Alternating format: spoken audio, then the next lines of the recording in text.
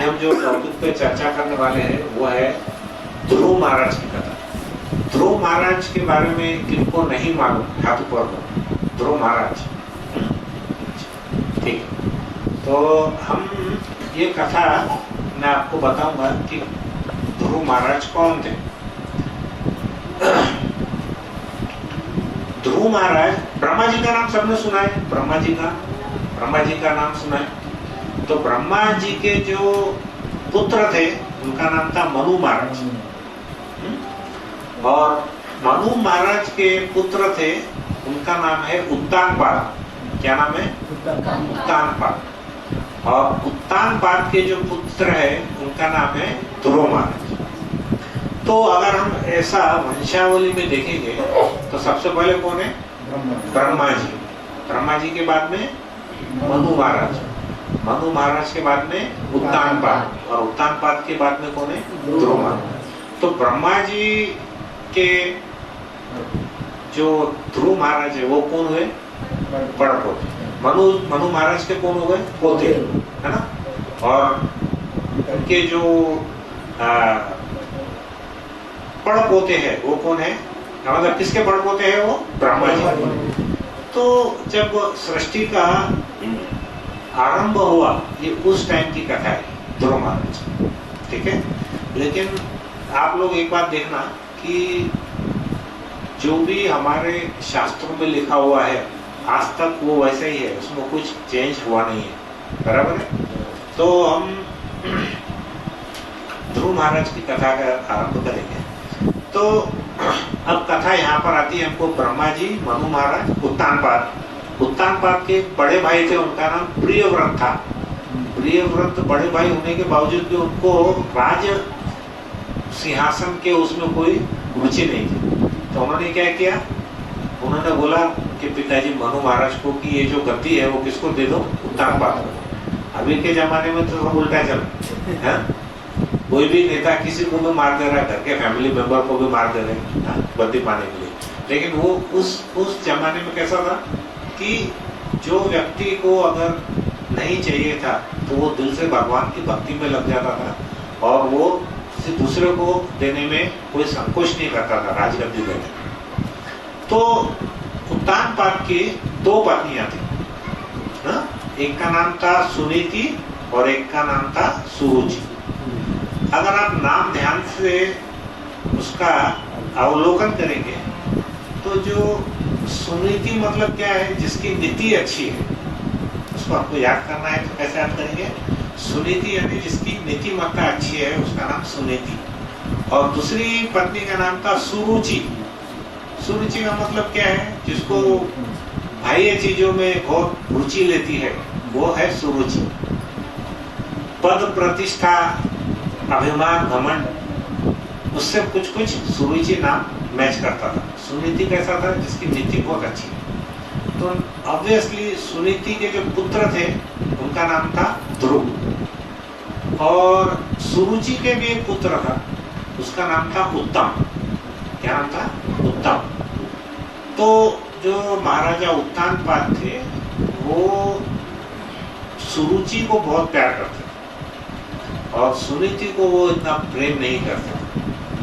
तो एक बार की बात है कि जब ध्रुव महाराज छोटे थे 5 वर्ष के, तो वो खेलते खेलते आए और अपने पिता की गोद में बैठे। नेचुरल है, छोटे बच्चे पिता की गोद में बैठती है। तो जैसे ही वो गोद में बैठे तो उनकी जो सौतेली माँ है सुरुचि, उसको बहुत गुस्सा आया। क्यों आ गया? उसके मन में बहुत ईर्ष्या थी सुनीति के प्रति, बहुत उसको द्वेष था सुनीति के प्रति। तो उसने क्या किया? जो ध्रुव महाराज थे का हाथ पकड़ के उसको खींच लिया और उसको उत्तानपाद यानी उनके जो पिता है उनकी गोदी से हटा दिया, उठा दिया, और उसको बोली कि देख, ये जो गोदी है ये तेरे लिए नहीं है, ये सिर्फ मेरे पुत्र उत्तम के लिए है, तेरे लिए नहीं है। अगर तेरे को इस गोदी में बैठना है तो तेरे को दोबारा जन्म लेना पड़ेगा, मेरी कोख से जन्म लेना पड़ेगा। मेरी कोख से जन्म लेने का पड़ेगा मतलब ये है कि पहले तुझको मरना पड़ेगा, बराबर है। उसकी कोख से जन्म कब लेगा कोई व्यक्ति, जब वो पहले मरेगा। तो फिर उसने बोला, वो बेचारा ध्रुव बहुत आहत हो गया, बहुत जोर जोर से उसको रोने लगे। छोटा बच्चा था 5 साल का, उसको बहुत दुख हुआ कि मेरी माँ ने ऐसा मुझको गोदी से हटा दिया। तो वो जोर जोर से रोने लग गया। तो उसकी जो सौतेली माँ थी, उसने क्या बोला कि जाओ पहले तुम उस भगवान से, भगवान की पूजा करो, भगवान की परमिशन लो, भगवान से तुम ऐसी भक्ति करो कि तुमको अगले जन्म में मेरे कोख से तुम पैदा होंगे और फिर तुम पिता की गोद में बैठ पाओगे घर। तो बोले जब भगवान तुम पर प्रसन्न होंगे तो वो तुमको मेरे गर्भ में भेजेंगे अगले जन्म में, जाओ ऐसा करो। अब बेचारा जो ध्रुव था वो रोते रोते कहाँ गया, अपने माता के पास गया। तो उसकी जो माता थी सुनीति, वो अपने बच्चे के साथ ऐसा दुर्व्यवहार करके उसको बहुत पश्चाताप हुआ, वो भी बेचारी रोने लगी।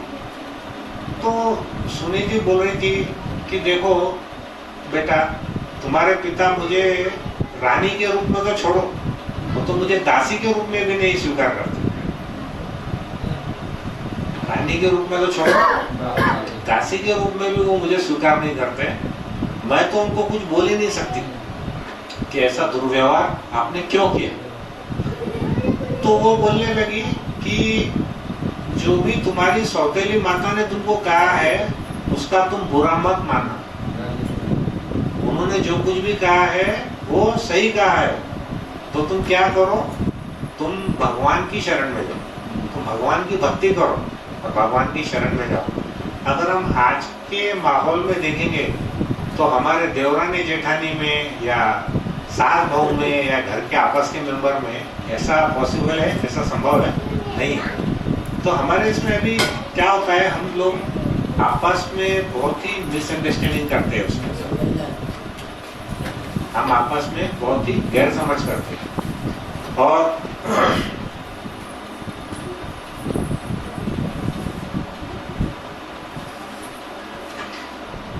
सुरुचि ने क्या किया, सुरुचि ने डॉक्टर अग्रवाल मैडम, अच्छा सीनियर प्रैक्टिशनर इन। अच्छा, बहुत लेट आया माता जी को। माता जी हम है ना ध्रुव महाराज की कथा पे चर्चा कर रहे हैं।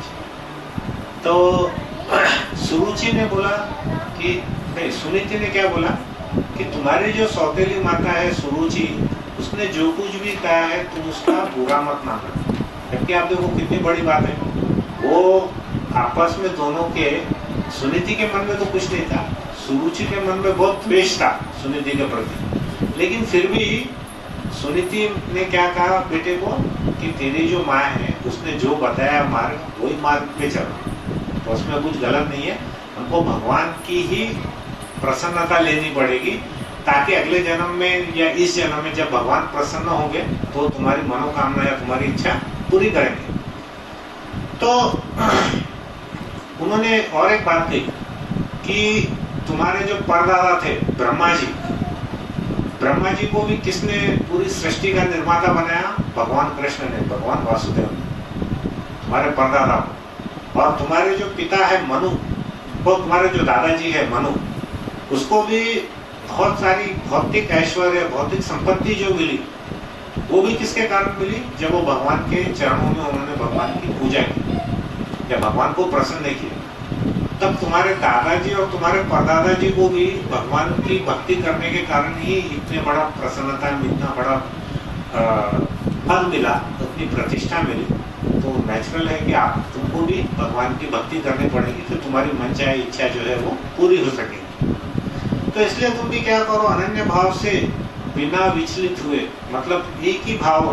क्या, जैसे महाराज का जो फेमस लेक्चर है उसमें हमेशा बोलते हैं महाराज बोलते हैं मेरी भक्ति कैसी होनी चाहिए, जैसे गंगा नदी अपने उद्गम स्थान से निकलकर अविचल भाव से कितनी भी कठिनाइयां क्यों नहीं आती, उसका सामना करते हुए वो समुद्र में जाकर के मिलती है। वैसे ही भगवान, वैसे ही हम भी क्या करना चाहिए, भगवान से ही प्रार्थना करना चाहिए कि हमारे अंदर में चाहे कितनी भी बाधाएं क्यों ना है, हमारा जो भाव है भक्ति का वो उसी प्रकार से अटल और मजबूत रहना चाहिए।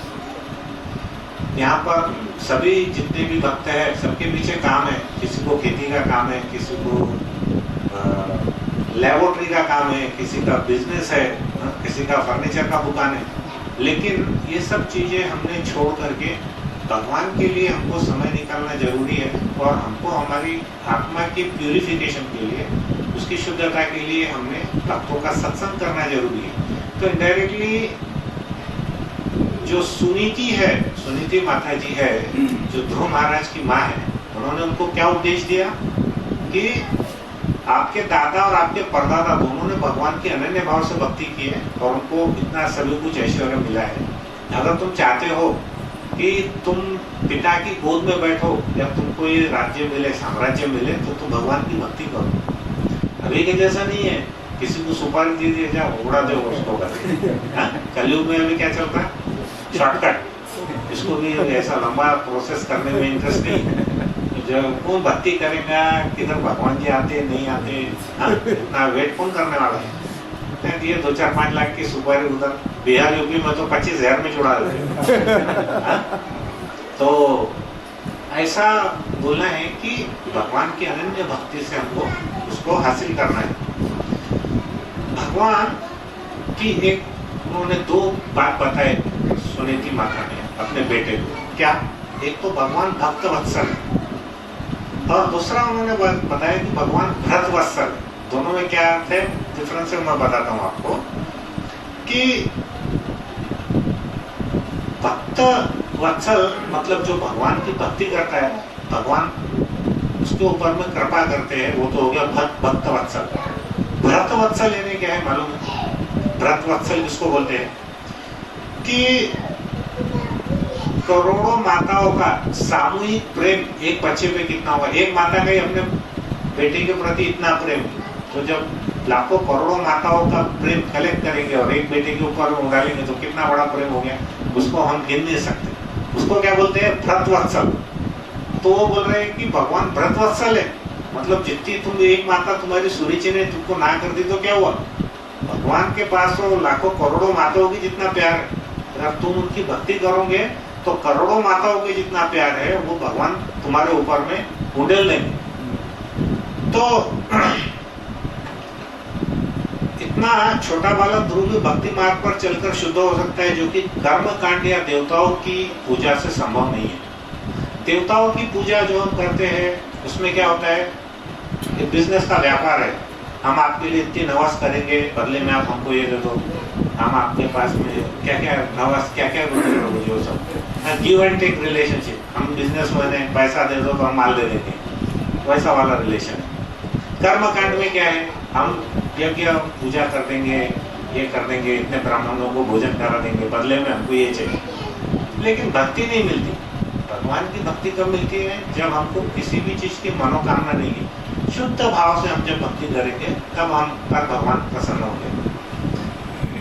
तो जैसे अगर आप देखेंगे ना कि ये जो भक्त वत्सल और भक्त वत्सल का एक उदाहरण अगर देखेंगे, गौ माता को देती है। गाय जब अपने बछड़े को जन्म देती है तो क्या करती है, उसके ऊपर में इतना खून रहता है और इतना मलमूत्र रहता है। गाय तो पूर्ण शाकाहारी है, लेकिन वो क्या करती है, अपने बच्चे का जब जन्म होता है तो उसको चाट करके उसका खून और वो पूरा जितना भी मांस है सब उसको साफ करती है। करेक्ट है कि नहीं? गाय का एक्चुअल गुण क्या है, हम तो गाय को बहुत शुद्ध मानते हैं ना, तो गाय से हम ऐसे उम्मीद नहीं करेंगे कि वो खून और मांस को चाटेंगे कर। लेकिन वो कैसा है, अपने बछड़े के लिए इतना वत्सल, इतना उसमें प्यार रहता है कि उसको बाकी कुछ चीज समझता नहीं। तो इस प्रकार से जैसे हमने देखेंगे कि गाय को जब उसका बछड़ा पैदा होता है तो अगर हम 4 पहलवानों को लगा देंगे और गाय को खींचने की कोशिश करेंगे उसके बछड़े से दूर, तो गाय जाने वाली है क्या? 4 पहलवानों के भी बस में वो नहीं आती। लेकिन अगर हमने उसके बछड़े को उठा लिए और लेके चले तो कितने भी पहाड़ तूफान नदी आना तो उसकी माता उसके पीछे पीछे दौड़ के आती है। तो यहाँ पे महाराज लेक्चर में बोल रहे थे कि हमको भगवान को डायरेक्ट पाने की कोशिश नहीं करना चाहिए। भगवान हमको डायरेक्ट आने की कोशिश का मतलब है कि गौ माता को बांध करके ले जाना पहलवानों के साथ में, जो कि संभव नहीं है। तो उसके बजाय हमने क्या करना चाहिए, जो भगवान के भक्त है, जो भगवान के भक्त कैसे है, बछड़ों के समान है, तो हमने उनको ही पकड़ लेना चाहिए भक्तों। अगर हम उनको पकड़ेंगे तो गाय माता पीछे पीछे आएगी, मतलब भगवान हमारे पीछे पीछे आने वाले हैं। समझ में आया? हाँ।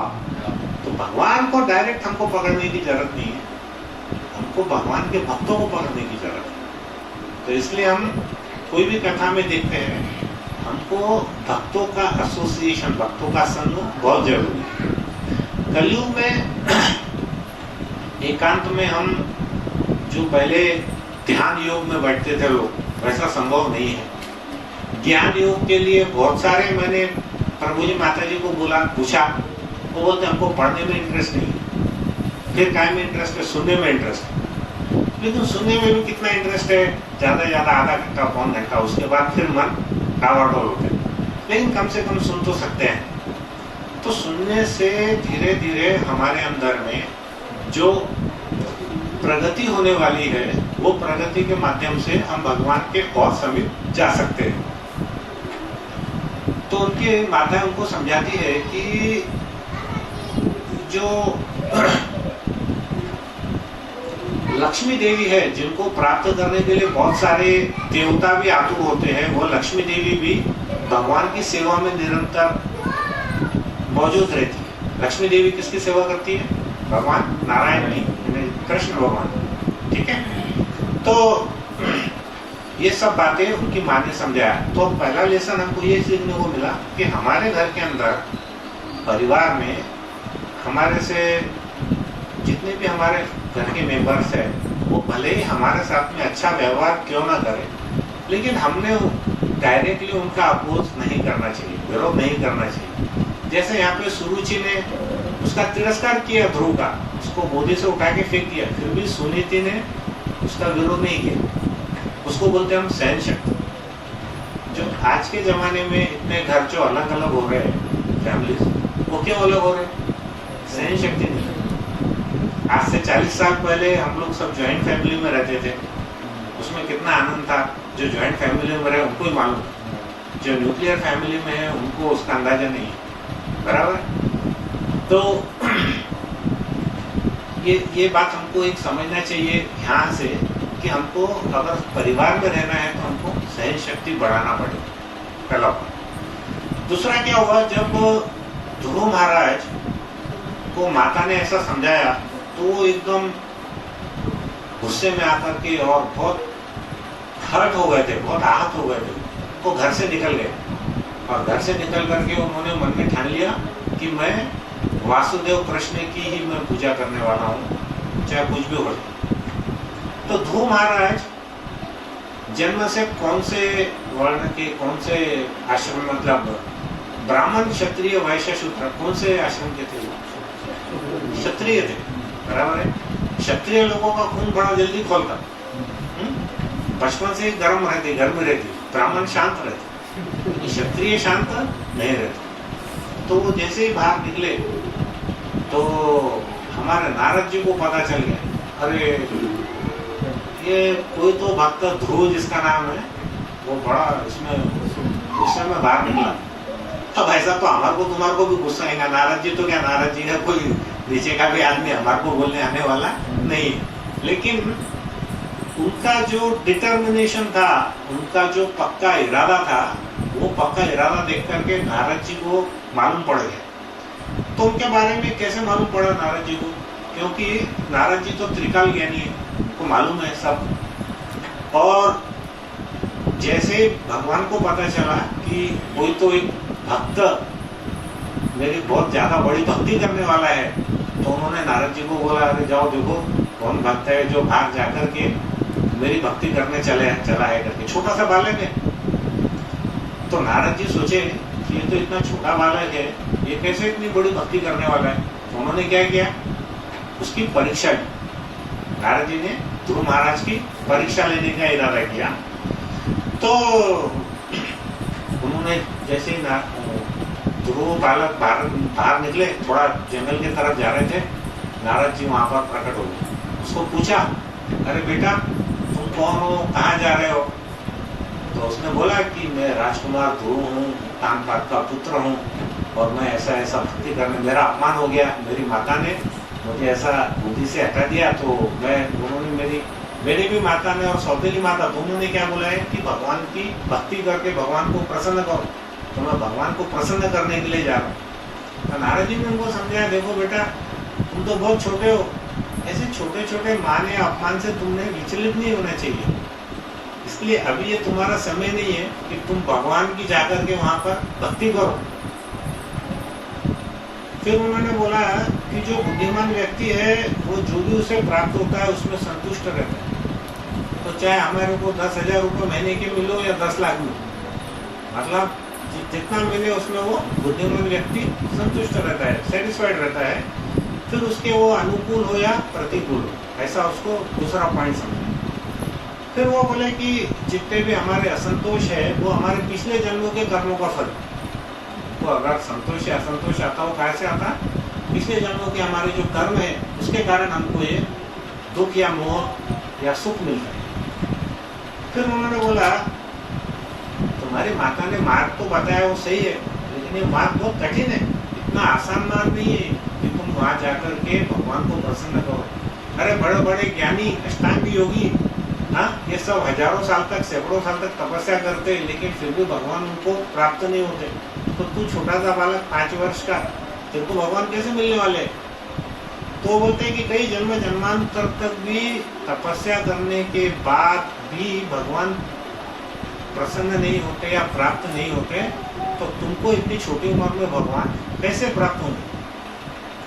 इसलिए बालक क्या करो, तुम अपना ये जो प्रयास है वो छोड़ दो, भगवान के चक्कर में जाओ मत, तुम बहुत छोटे हो अभी, और तुम्हारा ये प्रयास सफल नहीं होने वाला है। जब तुम बड़े हो जाओगे ना, तब तुम ये प्रयास करना, क्योंकि इतनी छोटी उम्र में प्रयास करने की जरूरत नहीं है।